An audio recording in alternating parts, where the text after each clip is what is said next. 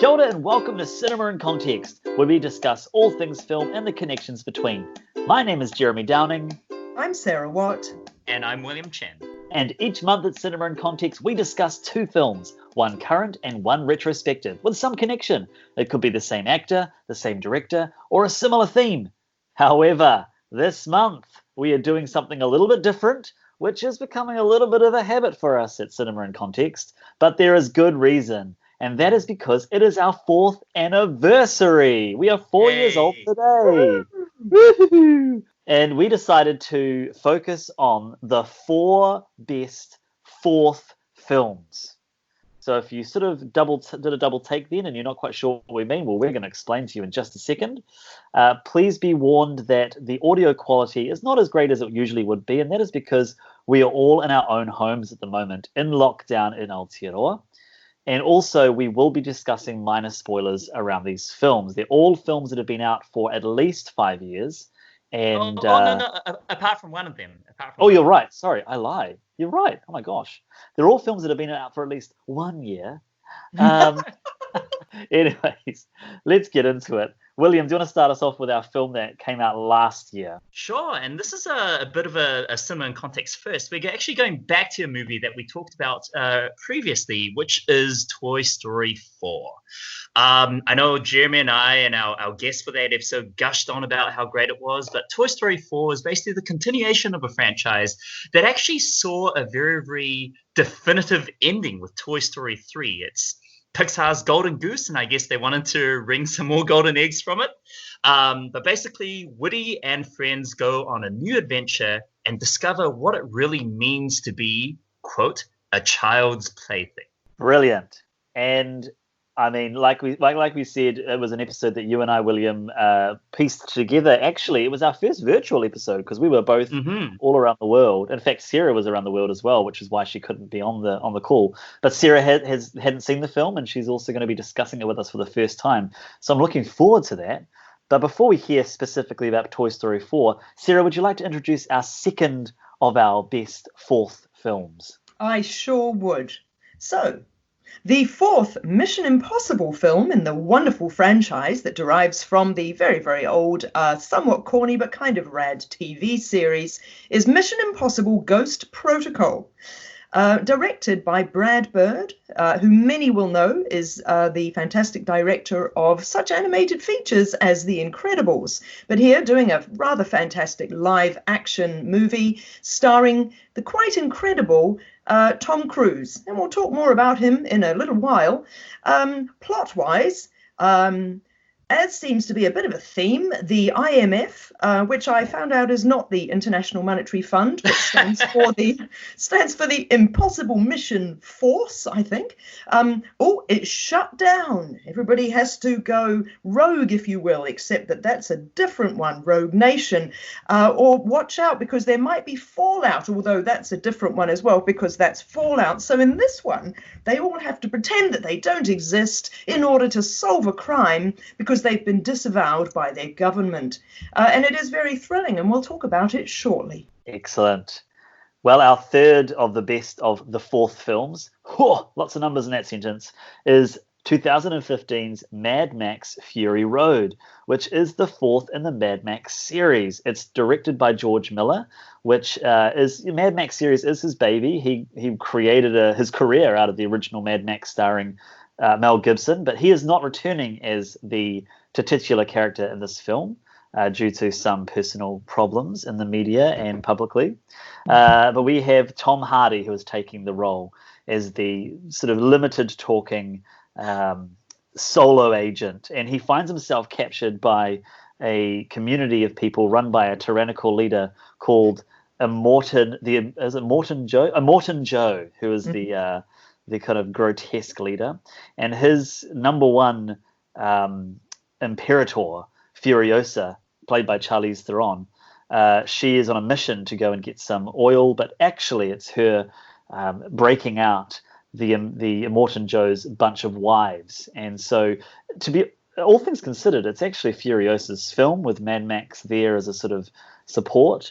And what ensues is one of the greatest chase films ever committed to cinema. and actually a number of people's number one film of the decade, including Empire magazine. So yeah, Mad Max Fury Road. Now, our last fourth film is a little bit of a curveball, I'd say. We definitely got a bit creative in thinking about what were the greatest fourth films. But I'm going to hand it over to William to share with us what is our fourth of the fourth best fourth films for our fourth anniversary. William. Cool. Thanks, Jeremy. Well, our fourth film, I mean, some of you might have seen it, some of you might not. It's from a young upstart director back in the 70s. He had a dream. He had an idea to make something new from something old, something based on his childhood love of cereals. The serial TV show, not cereals as in Weet-Bix. But I mean, it's a story that's very well told. It basically features a desert where a dusty vagrant takes a young farmhand to a sleazy bar to meet up with drug runners, or a drug runner and his very hairy companion. The quartet then proceed to do pretty bad stuff. They slaughter countless government employees and cause quadrillions of credits worth of damages to government infrastructure. But in the end, they actually awarded medals for this, which is a horrible, horrible thing for doing such war crimes. But of course, speaking of war, it is Star Wars Episode 4, A New Hope. And I think we had big debates about, like I said, which film, but Star Wars being the original and very first of the Star Wars series, but in the years between the first Star Wars and Empire Strikes Back, George Lucas decided to slap on the title of Episode 4, sort of announcing to the world that it was the middle chapter in a series, and sort of backloading or backdating franchisation, if that's a word. It's an interesting concept. I don't think any other film series has started in the middle of the journey quite the same way. It is a genius marketing move from someone who was full of the stuff back in the 70s and 80s. Just crazy what he was doing. Well, he pretty much gave away many of the rights of that film, but insisted on keeping the merchandising rights, didn't he? Yeah. Which was one of the greatest financial coups in Hollywood history. I feel like there's a movie somewhere in the back of my in the annals of my mind that came out, and it was the very first, and it was original, and it called itself something or other one. In a very presumptive sort of, or presumptuous sort of, because there will be more kind of way. But if I can't think of what it is, I shouldn't really bring the story. I can think of a couple that have really tried to hop on the Marvel coattails of, let's have a cinematic universe. Does anyone remember M. Night Shyamalan's The Last Airbender, the adaptation of the animated series? I do. I remember the 10 minutes that I watched before turning it off. Yeah. Okay, that's fantastic, because the very first thing that you see in this travesty of a movie is book one. Oh, so cute. There's also, I think the other one that jumps to mind, Sarah, is Batman v Superman, and how DC was so quick to try and capitalize on, superhero fervor and what the Avengers was doing, where they front-loaded that movie with all these really weird references to movies that would not exist. Flash forwards and flashbacks, and they, patting themselves on the back and thinking, oh, aren't we clever? This will make so much sense when movie number 5 starring Cyborg comes out in 2020. And yet it was not to be. That is so funny. And I know that we're already veering well off our 4 films, but I will just say we are thoroughly enjoying and have got to the end of the latest season of Better Call Saul, the TV show, which is the prequel to Breaking Bad. And it's absolute genius, because my presumption is that Breaking Bad was created and then the prequel was created out of what had already been Breaking Bad, if you get what I mean. And so therefore, every time the connections or the characters turn up or connections are made, it's utterly thrilling. But I presume it was at least done retrospectively. That doesn't even kind of make sense, but it kind of does. Whereas what you're describing, William, is this presumption of we will put these connections in advance of films being made that will tie it together, if you get what I mean. Yeah. Right. I mean, the other really egregious example is Universal's Dark Universe series, which started with The Mummy and ended with The Mummy. And they were so presumptuous that they had the entire cast of the future Dark Universe movies come together for a Esquire photo shoot, was it, with Johnny Depp as the Invisible Man. It was hilarious and so wrong-headed. And yeah, the Schadenfreude is sweet to see just that never come to be. You bring up Better Call Saul, Sarah, and you talk about the thrill of how successfully they're weaving that prequel in, which is good to hear. I think it's really hard to make a successful prequel, and I think Star Wars is a perfect example of that. And one of my biggest frustrations with the Star Wars prequels is not the missteps in quality or storytelling. I mean, there's a lot of lovely things in the Star Wars prequels as well, but it is how you can't watch those films chronologically. It requires viewers to have seen the original films, and if you haven't seen the original films and you watch the prequels from episode 1, 2, 3, it ruins the surprise of Darth Vader being Luke's father. It ruins the surprise of Leia being Luke's sister. It ruins so many different surprises in that film. It ruins the introduction of Yoda. And so I really push back on watching things chronologically in terms of how they fit within the timeline of the story, because those prequels only work as prequels watched after the original. Absolutely. And you're so right. That is exactly the case with Better Call Saul. It would make sense, but it would lose so much of its delight and its relevance. And so the very fact that we're meeting characters who, look, there's so-and-so, who he doesn't even turn up until season 3 of Breaking Bad. Wow, is just amazing to be able to imagine these threads of rope that are eventually going to be plaited together. So yes, I agree with you, absolutely. And particularly with the Star Wars movies. Oh boy, do they ever. And even with the sequel trilogy that Disney has been pumping out, I mean, it's very, very evident that these ropes, as you say, Sarah, these tenuous connections just don't work if they all rely on one's love of the original trilogy. And with the prequels, I actually watched episode 3 in preparation for our episode 4 talk. And boy, the final half an hour of that movie is so clunky. It's basically the cinematic equivalent of having a checklist and ticking them off one by one. And it's really, really bad filmmaking, and it's not satisfying. And it should be, a swelling kind of conclusion to this prequel trilogy, but it comes off as just so half-hearted and weak. I agree.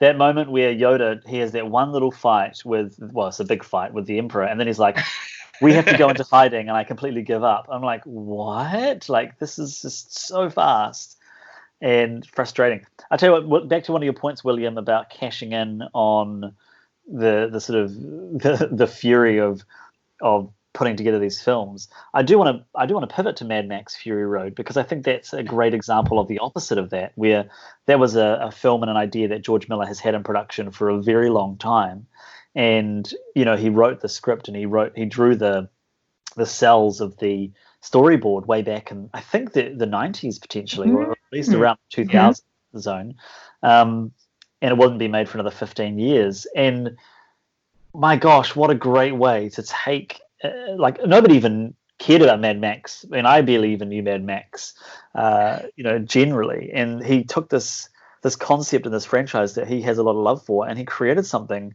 just spectacular that doesn't what's the word, is that intertextuality. He doesn't rely on that nostalgia and that love of the original, which I agree with you, William. Those flippin', I quite enjoyed the Solo film, but my gosh, the worst parts of that movie were all of the intertextual references.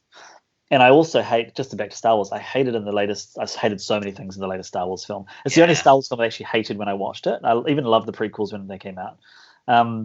But that moment where the Lando Calrissian character talks to the new Stormtrooper character, and she's like, what's my story? And he's like, let's find out. And I'm like, no, let's not find out. I don't mind finding out, but don't signal it in this film and then not answer it. Or how about that moment in Solo where he meets Chewbacca for the first time, and they actually tell you flat out why he calls him Chewie, and get this, It's because Chewbacca. Well, that name's too long. I have to call you something shorter. It's so offensive.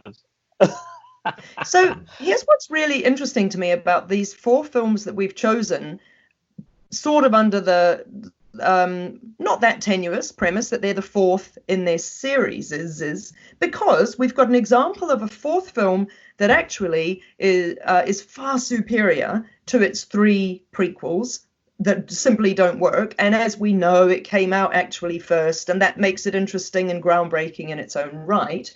We've got a 4th film in Toy Story 4, which certainly feels to me to be, you've got a series of films and it's like, that one was great, what are they going to do next? Oh no, that's great too. Number 3, wow, how can they possibly go anywhere from there? And it's still managing to go up and up and up and really work.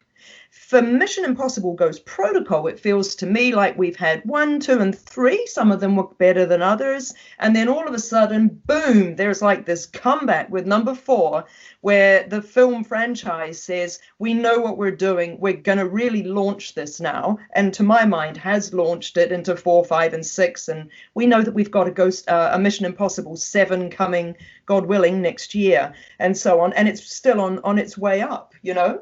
And for me, Mad Max Fury Road, Jeremy, when you recommended it, I didn't even know. I mean, I'd obviously heard of the original, what's his name? Mel Gibson one, but I didn't realize that there had been 3 and this was therefore the 4th. So to me, Fury Road stands alone completely as its own film. Like, it works on those grounds. You know, it didn't matter that I hadn't seen the previous 3. Absolutely, and I've only seen I've tried getting through the first one, and I think I just sort of skipped through it. I started watching the second one and didn't finish it. I haven't seen the third one. From what I understand, you don't need to have seen the other ones to make sense of it. Although the second one, Road Warrior, is one of the greatest action movies of all time. Like, it's fantastic.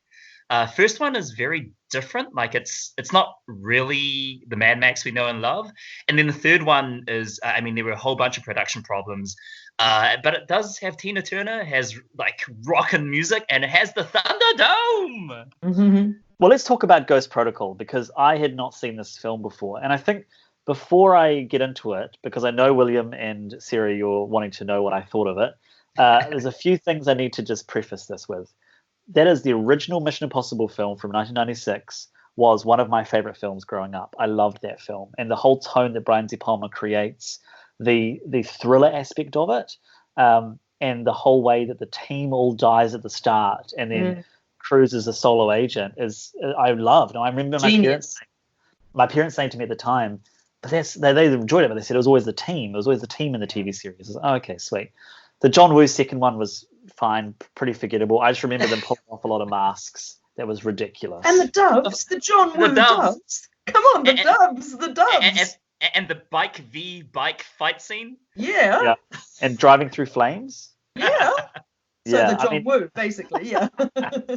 And then the third one, the J.J. Abrams one, I remember it being relatively enjoyable. And I think he started to reintroduce this idea of the team. Incredibles is one of the greatest films of all time. In fact, I think it's the best superhero film of all time. Oh, actually, no, Dark Knight series is pretty good. I take that back. But Incredibles is a brilliant movie. And so I don't know why I never really watched this movie. I remember being in Malaysia in a bus and it being on in the background and being like unimpressed. Anyways, so I was looking forward to seeing this because I loved Fallout when we watched it a few years ago. And I watched it with my flatmate who hadn't seen it either. And we had a fantastic time.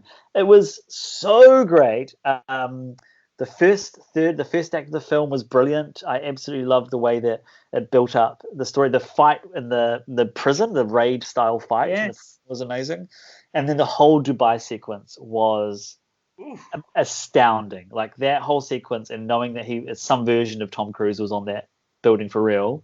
It was actually him. He actually did that stunt himself. Yeah, for weeks. They trained for weeks just hanging outside the Burj Khalifa with IMAX cameras, and it's nuts. It's amazing. It is incredible. And that whole sequence with them in the different rooms, and what's her name? Lea Seydoux?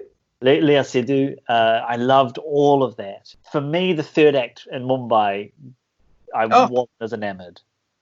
That's so true, and it feels a little like it's a totally separate film in a way. It suddenly feels the Mumbai part to me. Sorry to leap in, but I'm quite excited. Felt suddenly like a James Bond film. There's nothing wrong with that. Yeah. Nothing wrong with that at all. But it suddenly felt that it was. Yeah, it suddenly, yes, it felt a little bit like a different sort of film, and you've got the kind of the baddie and the girl with the dress and the Yeah. What I love about all of the Mission Impossible films is the old school use of masks, and then kind of the new school use, I suppose, of technology. So in that, not the opening prison scene, but the scene where they go to the Kremlin and they put up the big screen and they use the technology and the trompe l'oeil kind of, the trick of the eye kind of situation to move closer and closer to the guard. And I'm like, wow, this technology is really interesting and presumably doesn't really yet work, but it feels like it could. And I love stuff like that, So yeah, I love the creation of the masks and the use of the costumes and the deceit. I'm sure there's a kinder word than deceit for when you're pretending to be somebody that you're not, but all that stuff. I just love that old school spycraft kind of stuff. The scene where Tom Cruise turns his Kremlin uniform inside out into a leather jacket. Perfect. So cool. Yeah. There's so many simple ideas like that, and I so agree with both of you, and especially that scene with the optic camera and the moving camera, and it's a great character for Simon Pegg as well. And I really like the introduction of Jeremy Renner's character, and I know that he sort of appears later on. But if you compare the Mumbai sequence to the sequence that was filmed in New Zealand in Fallout, which was just so superior. And I guess they were setting the groundwork. I could see the pieces of the puzzle with every team member having a piece of the kind of ticking time bomb clock, whatever. They were to press a switch or touch a thing or put a thing into a plug and kill a guy.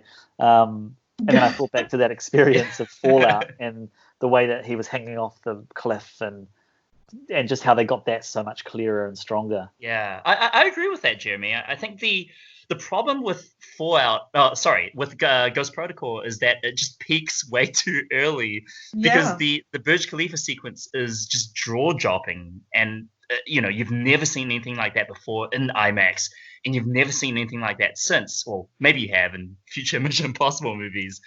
The Mumbai sequence just seems like just quite a bit of a step down from that. I mean, it's still spying and still pretty cool, and I actually think the party is really fun. And, with the slinky dress and kind of the Playboy guy and all the team getting to their positions and Jeremy Renner, doing the Tom Cruise leap when he doesn't want to, which is like heaps of fun. But it's really the end when, as you say, they're trying to get the team together and everyone has their thing to do. And then Tom Cruise fights the guy on top of a what is that? Like a car vending machine? It's like a cartoon. Yeah. And it's a parking lot. It feels so removed from all the physical stunts and everything that had come before, and it's just quite a bit of a letdown. And the scenes with the I forget the female character. I do think she's Jane, played by Paula Patton. Yeah, she's a great actor, but I thought her character had left a lot to be desired. I wish she came back. I hope they bring her back because she's really cool. I really like Paula Patton, and to me, the first I really saw of her was in Tony Scott's film Deja Vu with Denzel Washington, and I really like her. She just has a really nice vibe. She's plucky, beautiful. I like her very much as an actress, but I haven't seen her in anything that I remember since. It's really quite sad because the reason I think one of the big reasons she wasn't in Part 5, even though they wrote a role for her, is she chose instead to do the Warcraft movie, which is god awful, and I think that kind of killed her career. Yeah, because she just needed some better stuff to do. She's just a bit too earnest. But they could definitely have written her something more fun because this, in number 4, she's busy mourning the death of Sawyer from Lost. I thought of you because I thought, oh, the guy from Lost, and Jeremy's obsessed with Lost as well.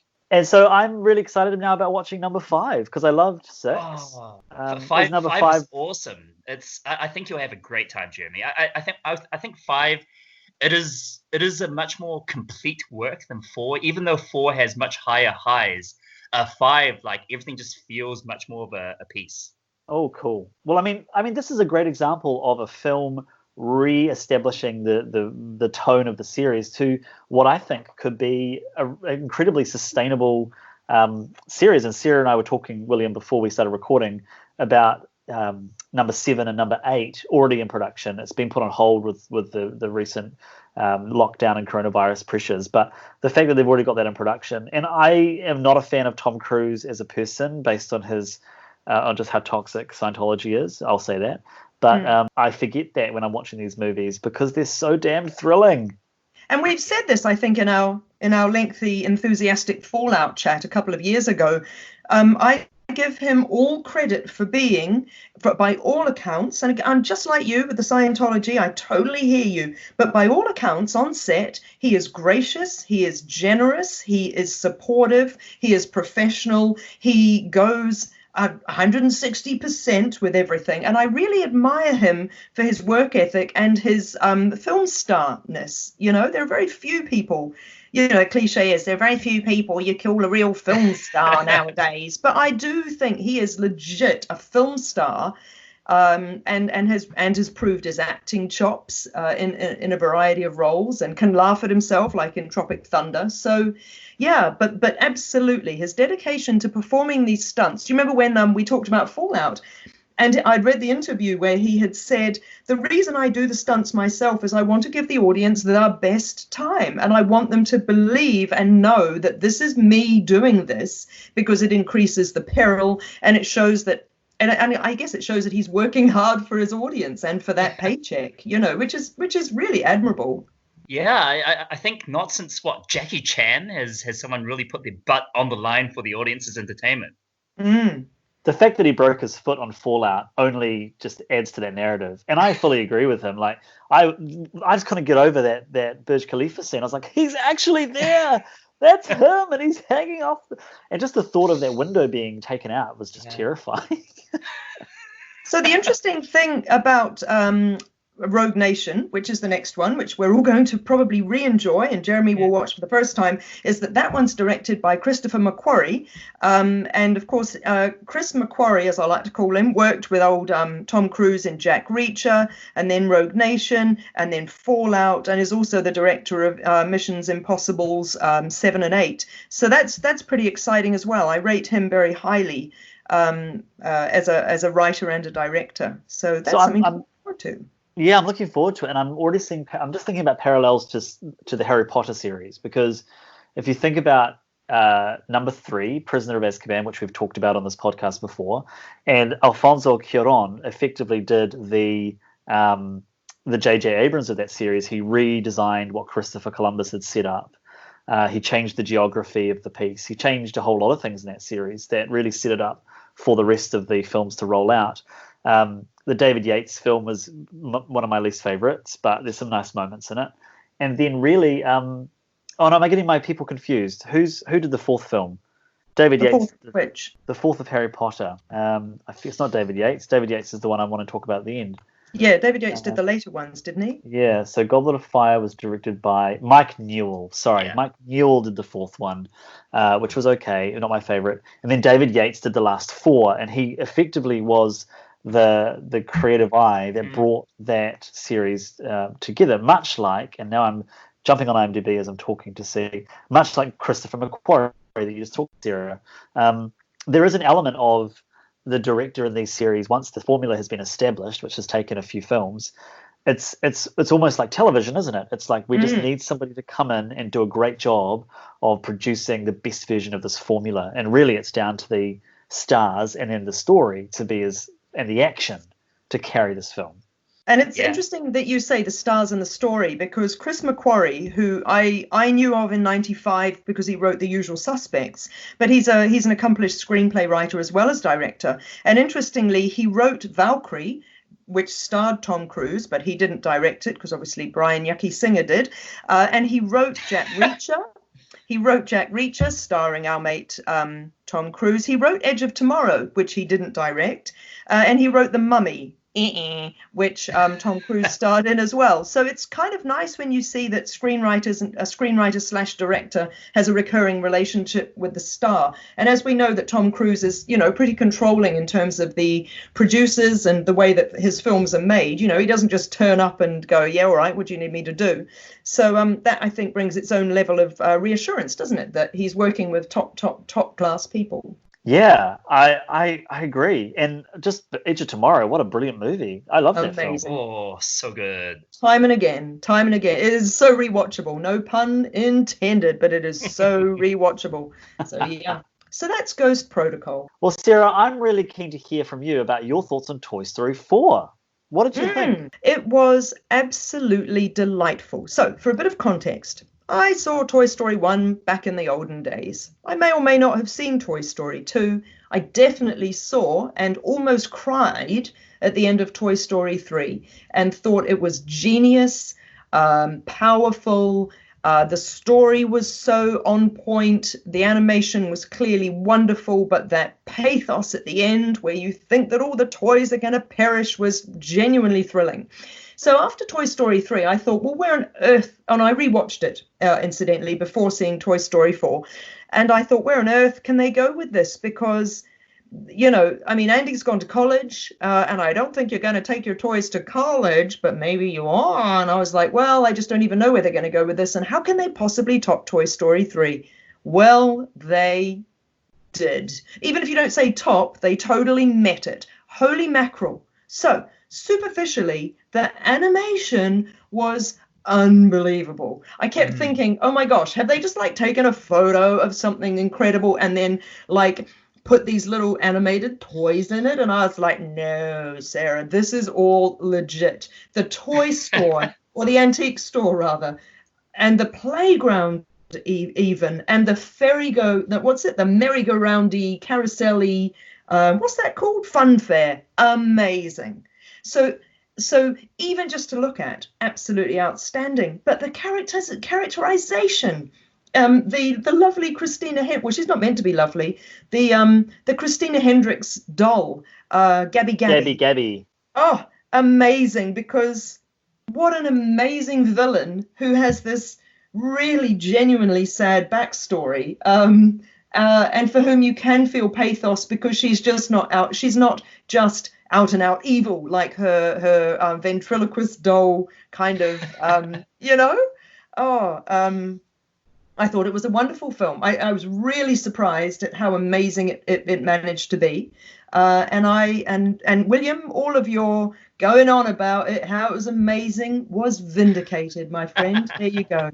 Yeah, I just am astounded by that film. I watched it again this week, and the journey, for me, it is Woody's journey. It's a Woody film more than a Toy Story film. It's more of an epilogue, or at least I like to think of it that way. Because, like you said, Sarah, Toy Story 3 is such a milestone of cinema. The way that they've taken that, the first film was great, the second film was a great sequel, but then that third film just escalated the existential exploration to a whole nother level, and the fourth film maintained that. And so I think about Woody's journey, and he's dealing with a new stage of his life where he's no longer loved in the same way that he was with Andy, and he's trying to project that need onto Forky, his kid, basically his child surrogate. Absolutely, it is like a father-son relationship, and you've got Woody, who is incredibly valuable in terms of he's an antique toy. In the second film, we saw how much money he's worth, but he's not loved in the same way by his owner child. And then you've got Forky, who's just trash, literally trash, who is incredibly loved by his owner, and just that kind of flip of that. And then you've got the Gabby character, who is desperate for love and has become so toxic in her ways around that.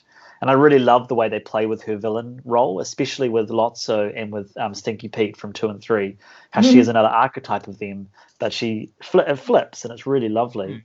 But then the third character that is a mirror to Woody's journey is Bo Peep, who has come to terms with life moving on.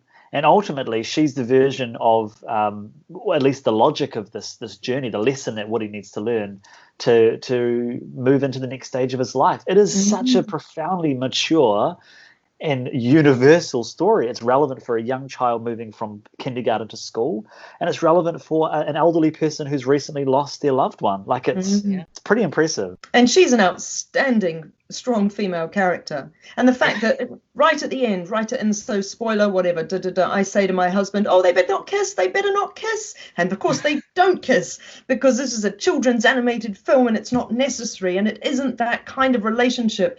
And she's just outstanding with her bandaged arm and her wry little kind of winks and all that. I just thought Bo Peep was extraordinary as a character, and what an amazing role model for the young'uns who are watching it and who are absorbing this without knowing that they are, you know. William, do you know why Bo Peep is absent from number 3? Like, notably absent. Obviously they made it a plot point for number 4, but I think I remember reading the director Lee Unkrich just saying that they thought about who Bo Peep was, which is a porcelain doll, and what the toys would be going through, and she just wouldn't fit in the story, since they'd be, I mean, literally going through a rubbish dump.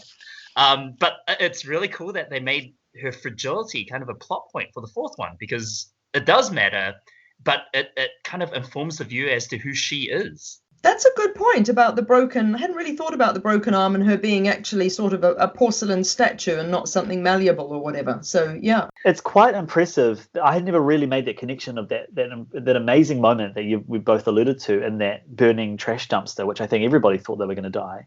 And the fact that Bo Peep isn't there, and she is such a clear character for Woody in the first 2 films. I take my hat off to Pixar for then making an entire film about that. It's really, really, again, very impressive. I tell you what else, though, if you remember back to being a small child, I remember having at primary school, I had a little notebook, and each week I would update my list of who my best friends were. I'm sure we were all this fickle, weren't we? I don't know.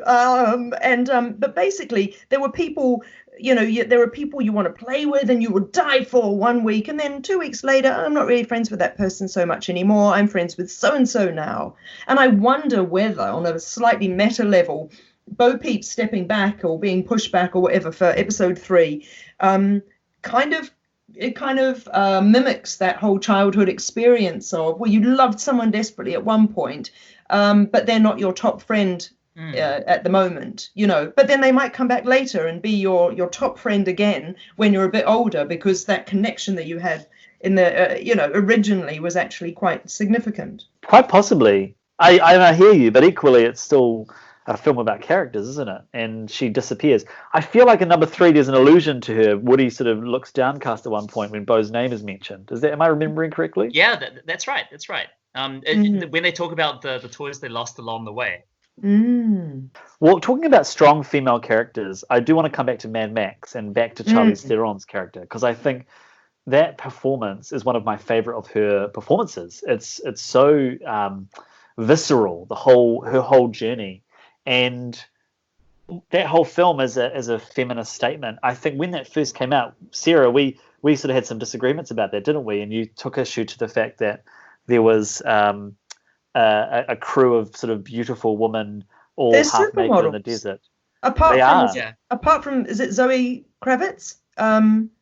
The others are models. Like Rosie Huntington Transformers Whitley or whatever her name is,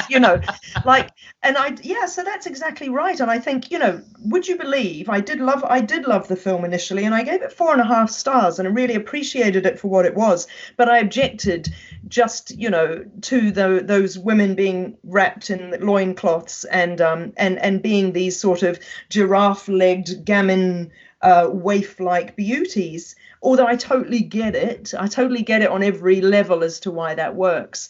But it was a bit like, oh, that's a little bit on the nose, isn't it? And by comparison, well, the irony is, of course, bloody Charlize Theron, she is a former model, but she happens also to be an outstanding Oscar-winning, Oscar-nominated character actress as well. It's funny that you bring up Rosie Huntington Whitney, Sarah, because, two things. First of all, it was not that long ago that I realized, she and Jason Statham are together and they have a kid. Oh, that's gosh. That's weird. What a pairing. What a pairing. It was when they were in New Zealand when Jason Statham was filming The Meg, and they were seen around like Queenstown and Parnell getting coffees. Like, oh, whoa, would you look at that? Yeah. But also, I actually thought, like, I genuinely thought she did a much better job as an actor in Mad Max compared to her last role, which is Transformers 3, where she is awful. She's so bad. And just something about Mad Max, I think, brings out the best in people. It's really, really cool. She's only done 2 films. Well, those would be they, you know. Yeah, she started as herself in many different things, but yeah, those actors, I think there's something heightened about that whole world that sort of over the top acting fits quite nicely as well. It's sort of like a David Lynch film where everybody's so over the top, and that's just part of the vibe. And you've got the different wives, and someone like Nicholas Hoult, for instance, he's so over the top in that film as well. But it works so wonderfully. I love in all of the what's the I don't want to Volvelina, is that what they are? Yeah. It's not one I want to stumble over. And just they're not the greatest actors either, but it just works. It works in the whole world, I think. The whole film, and I really don't mean this to be offensive at all, but the whole film shrieks of being obviously a male fantasy. Because if you think about it, even Tom Hardy, who is without doubt the most handsome man on the planet in real life, well, you know, plus a few, but even Tom Hardy spends about half the film with his face not disfigured, but what's the word? Kind of like covered up. Every other male character is either utterly grotesque and powerful and exploitative and gross, or Nicholas Hoult, who is very, very sweet. Is very sweet and stupid and all those sorts of things, but is kind of almost the epitome in a lot of things that he does of being the sort of the nerdy, weedy fellow who still gets the girl. And he gets a lovely girl, and there's a lovely, loving relationship that's starting to develop there between them. Whereas all the women are outstandingly beautiful, like ludicrously. They're meant to be sort of hyperbolically beautiful because that's why you'd choose supermodels.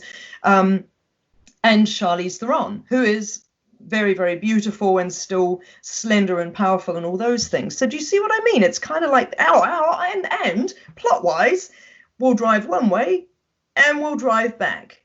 And I love that. That's one of the greatest. Yeah, I love that. Watch it, soak it up. We'll pop in some ludicrous guitar music. We'll have lots of explosions, quite a bit of sand, a little bit of pathos, but not too much. And you know, and otherwise it's just like Gogglebox kind of like whoa kind of thing, you know?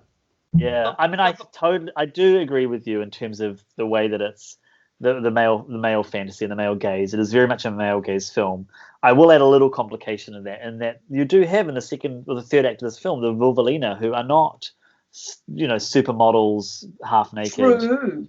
They're warrior women that are amazing, and they have an instant connection with these young women, and the young women look up to them and start to serve them and start to figure out how they can fight back. True. And in a sense, there's a meta quality of male gaze in this, and that they have been established as the wives of this horrible man. You've even got the woman that's in their kind of quarters, the older woman that tries to shoot him. So there are other female characters in this film. True, and they are strong female characters. So actually, to be fair, beauty aside, all of the women are. I mean, even the ones who turn up initially in the chastity belts are emancipated pretty swiftly, aren't they? So it is all very much a feminist fable of empowerment. Yeah, and I would say that kind of leads into the character development as well. Like you do say, and I agree, Sarah, that the plot as it is quite threadbare. I mean, yes, they drive one way, they realize there's nothing there, then they come back. But to me, so much of the storytelling is in the characters, right? Like, if we're focusing on the wives, it really is interesting on rewatch how each of the wives develop as a character. Like, they each get their thing. They become very, very different personality-wise. There's different relationships between obviously, what's her name? They all have really cool names, or weird names. Nicholas Hoult and Capable, that's her name.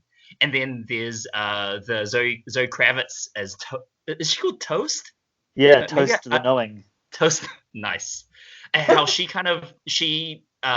gets on really well with one of the old ladies with the and they have that talk about bullets and seeds and how bullets she sees as the seeds of death. There's the younger girl who originally wants to go back to Immortan Joe, but ends up helping everyone by using her qualities. Like, it's all really interesting. There's a very adamant point of giving every single one of the main characters like character development, which is just, it's so rare in action movies that this happens.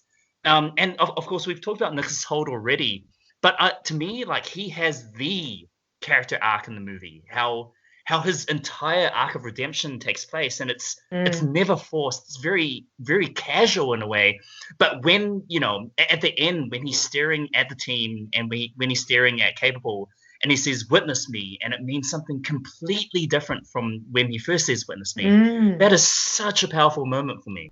That's a really nice point, William, because, and Nicholas Hoult, I do have a lot of time for. Isn't that interesting what you've just said, that the character arc is subtle, and yet of course all the performances are quite hyperbolic, they're quite over the top, and yet it's the combination of his performance and being able to convey that so sort of, as you say, subtly, is really impressive. And then of course the music helps a lot with that as well, because well, there is holy that. cow, the score is incredible. It's great, isn't it? It really is, and it's notably great. Actually, I really heard it this time round, because I suspect the first time I saw the film it will have been a big IMAX kind of in your faceness. But yeah, really, the score was very compelling. Well, maybe as we wrap this up, let's return back to Star Wars, because I think that is the grandfather of, all of these films. I would even argue the Toy Story series has a lot to answer to the blockbuster that is Star Wars, but definitely the other two. So, William, do you want to kind of bring us home? What are some thoughts you have on Star Wars? I mean, Star Wars is just, it's so groundbreaking even to this day. I mean, I hate to keep ranting on about the Star Wars sequels, but even Last Jedi, which is, it's fine, but it's not great. Like, they all feel so clunky and so derivative compared to the original Star Wars, which to this day, a film from 1977 having so much cultural influence and being so fresh every time you watch it. And I mean, I've seen it 15, 20 times, and every time there's something new to enjoy and something new to take away from it. And I think it's really cool that we're talking about fourth movies, because, I mean, okay, Star Wars is retroactively a fourth, but if you think about 4 movies, there's not a lot of really good 4 movies. I mean, let's go through these. Like, there's Jaws 4, The Revenge, which is god-awful. There's Superman 4, which, holy cow, that movie is so bad. There's Batman and Robin, which I think has some very, very great qualities, but it's often seen as the movie that killed superheroes for a decade. I know we've talked at length about Alien Resurrection, Jeremy. That movie, interesting 4 movie. But again, stuff like Terminator Salvation, which is bad. Bourne Legacy, yeah. Transformers 4, which I know before this recording, I was sharing videos with you guys about the blatant product placement in that movie. Like, it's crass commercialism, the movie. And it's so in your face about it that it actually kind of becomes charming, but also really, really gross. I make a case, William, I do make a case, and you know this, for both Indiana Jones and the Kingdom of the Crystal Skull and Pirates of the Caribbean on Stranger Tides. No, is it on Stranger Tides? Yeah. Which I know a lot of people don't like, but I love those films. I have a great time in those movies.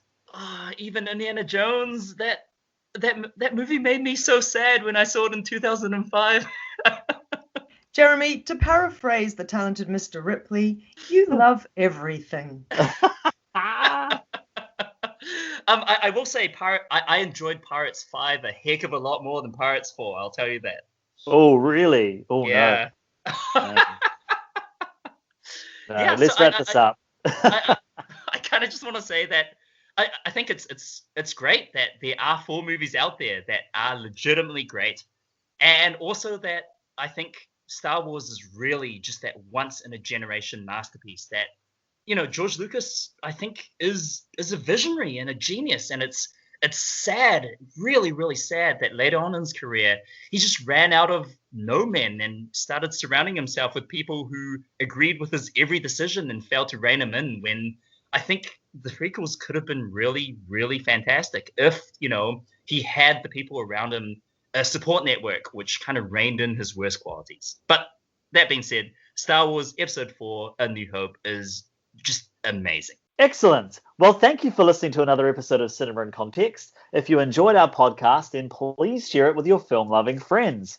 You can listen to us on SoundCloud or Apple Podcasts, Stitcher, or Radio Public. You can find us on Facebook, YouTube, Instagram, and Twitter, which are great places to let us know what you think of this episode or give us suggestions for future films to discuss and compare. Check out our next episode in a month's time, and until then, ka kite anō.